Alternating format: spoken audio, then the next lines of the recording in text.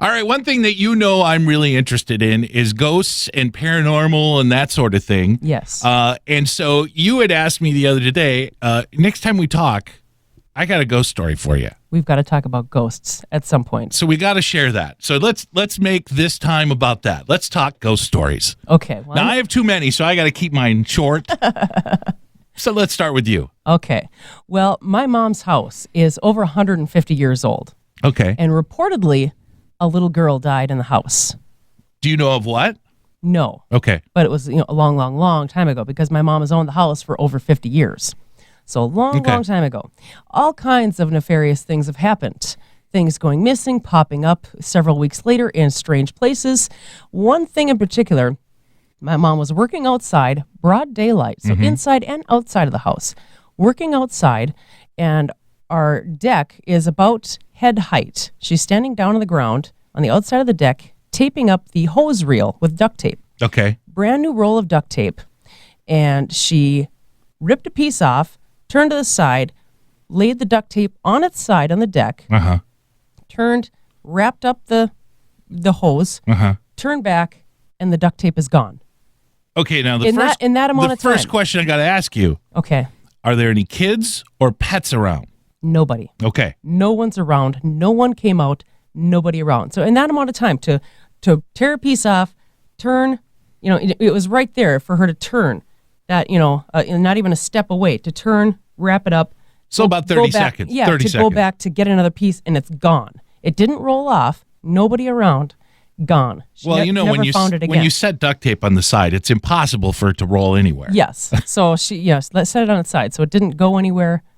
Gone. Never found it again. Wow. And like keys and stuff like that missing and moved and... Yes. Keys, toys. She lost a refund check once from the IRS. Yeah. See, now I've done that too. Maybe I'll blame a ghost. Yeah. I need another one. Yeah, that's it. Send another one. So... I don't recommend that. Has she had any like noises, like walking noises and really? Oh, yeah. Any Lots of like footsteps. Voices?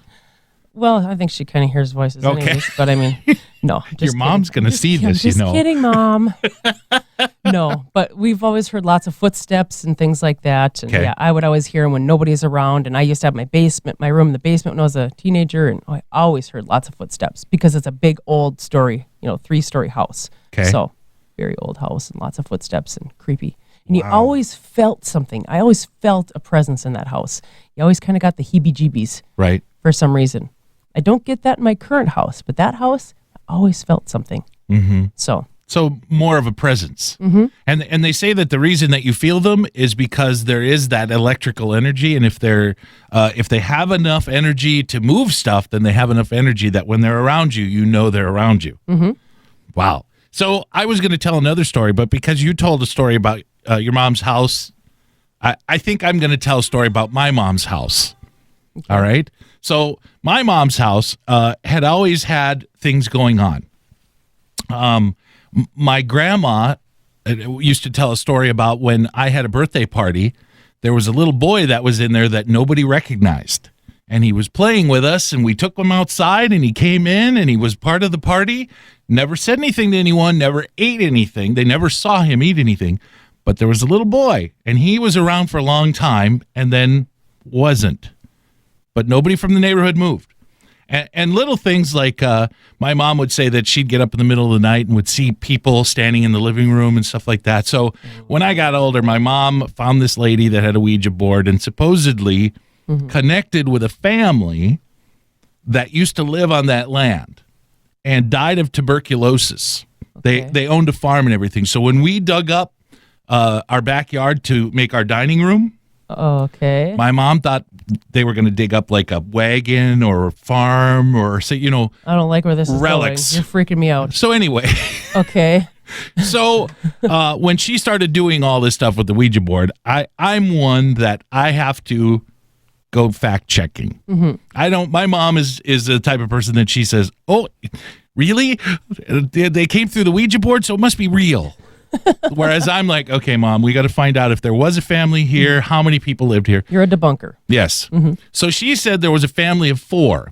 Okay. Okay. So I went to the library and I was able to go back and check like death records and stuff like that, obituaries. And sure enough, there was a family of 4 that lived on the land and died of tuberculosis. So that part I checked. Oh. So the other part of the story is this woman on the Ouija board connected with her husband all the time, who was dead. Okay. And her husband would always tell my mom, I contacted your son. And my mom came home and said, oh, her husband said she contacted you. And I was like, get out of here, Mom. There hasn't been a ghost in the house that's contacted me. So I saw this movie one time with Mimi Rogers, and she has this dream of the pearl, which means basically you've been saved. And she winds up following this religious sect, and they ask her to go to the desert with her daughter, and her daughter dies. And at the end of the movie, she has to make a choice between admitting she was wrong or admitting that she's right. And she admits that she's right. So she winds up spending the rest of time in this empty place. I love the movie. Sounds like a terrible movie. There's more to it, but I love the movie. So anyway, I had this dream that a pearl appears in the corner of my room, moves out to the hallway, and then becomes a shadow of a police officer. And the police officer says, people are trying to talk to you and you're not listening. And then turns into this pearl and goes in the corner and goes away. So that very same day, my sister says, I need to paint something for my art class at UMD, and I have to have a story. And I said, wait till I tell you this one. So I told her, she painted it. The art teacher loved it. She got to hang it at the Tweed Museum and have her own art show. My mom saw this painting and said, oh my God, what the heck is this? Mm-hmm. She says, ask Chris. It's a dream he had. So I told the dream to my mom, and she goes, Harold, the husband, was a police officer in Silver Bay, and that was his favorite job. Oh, my goodness. He contacted you, Chris. There's my ghost story. You should listen to your mother. That's the moral of the story. That's the moral of the story. Listen.